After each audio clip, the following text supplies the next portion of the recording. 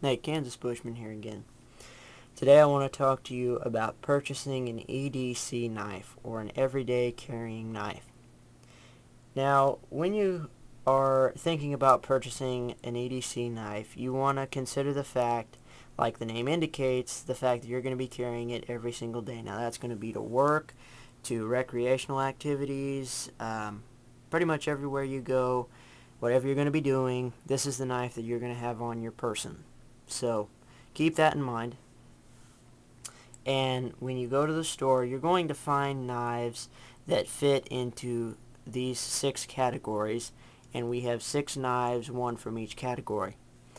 First category is the sheath folding knife, which is a folding knife that goes into a sheath. The reasons for that I'll go into in a minute. You have the standard opening knives that have no springs or anything in them whatsoever. It's just standard manipulation with your hand. These knives can feature either a straight edge or a partially serrated edge, an assisted opening knife, a multi-blade Stockman style, and a neck knife.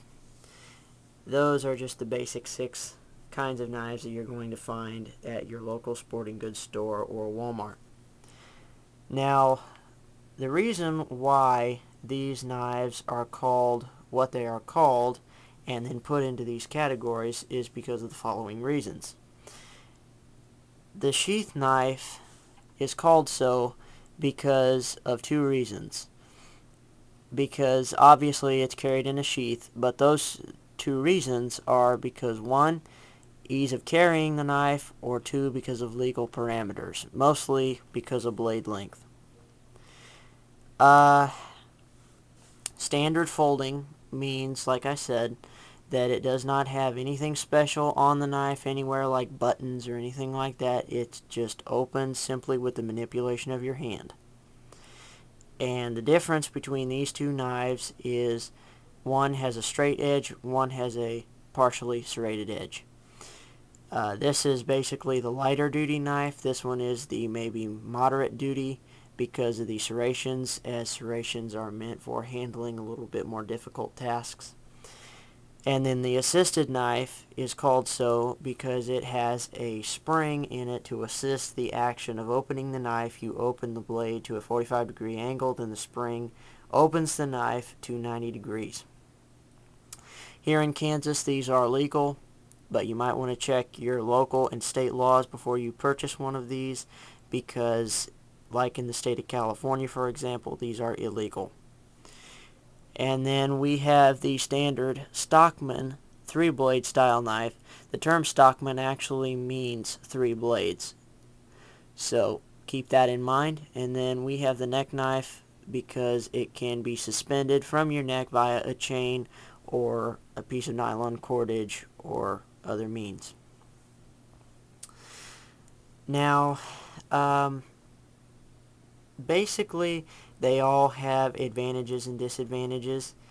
It just basically depends on what you're going to be using them for. Here are a few pet peeves that I have with these particular knives out of these 6. Starting with the sheath folder. The Buck 110 is an amazing knife. Don't get me wrong. I suggest this to anybody. Buck knives are amazing, and the 110 in particular is just outstanding for hunting or otherwise. But the only thing is, it does not feature a thumb stud, so therefore it cannot be manipulated with one hand. It requires 2-hand manipulation, and that might not always be handy for you.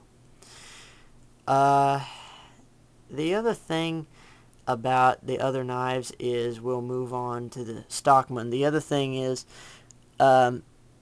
this features no pocket clip or anything like that. You just put it right in your pocket, and that has the potential of slipping out. I've had that happen to me before, and also it just kind of feels awkward in your pocket. Also, I don't know if I said this earlier, but you have to kind of dig through your pockets to find it, which is kind of inconvenient among the other items that you may keep in that pocket. And then the last thing with the neck knife is, usually when you buy neck knives, they're going to be pretty small. And that's just not very good in comparison to these others that are more substantial for handling maybe medium jobs, whereas with a neck knife you may be only to do things like cut string. Now you can buy bigger neck knives, but they're going to weigh a lot more, and keep in mind you're going to be wearing this into places like Walmart and things like that because, hey, this is your everyday carry knife.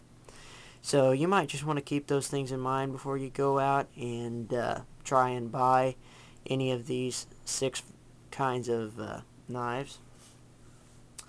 The other things that you might want to consider when considering any EDC knife in these 6 categories or otherwise: should be made of good quality materials. You don't want anything like plastic for the handle, for example, that's going to break on you real easy. You don't want to buy a knife with non-stainless steel, whereas if it gets wet, it's just going to rust on you and then it's game over.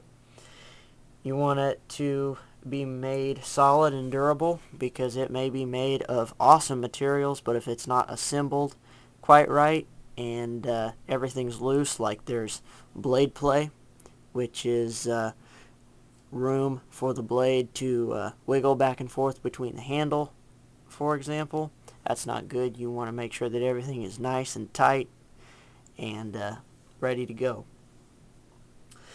Another thing is you want to buy a knife that will hold an edge well. That's all based on the steel. American made steel is the way to go as far as that goes. It will hold an edge well, and then another thing it will do, which brings me to my next point, it is easy to resharpen.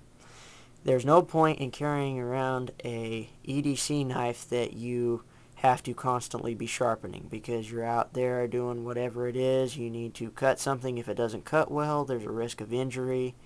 And, you know, when you're using it every single day, you just want something that's going to hold an edge very well.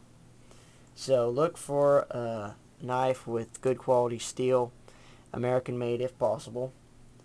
And then the last thing is try to buy American made knives because, one, it supports our economy, America. That's very important, and that's important to me personally. And not to mention, if it says China, it just says junk, so try to avoid those kinds of things. You can always count on a buck knife.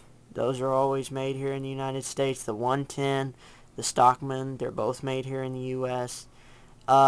Gerber outsourced to China for part of this knife, but it is mostly assembled here in the United States, and some of the materials come from the United States.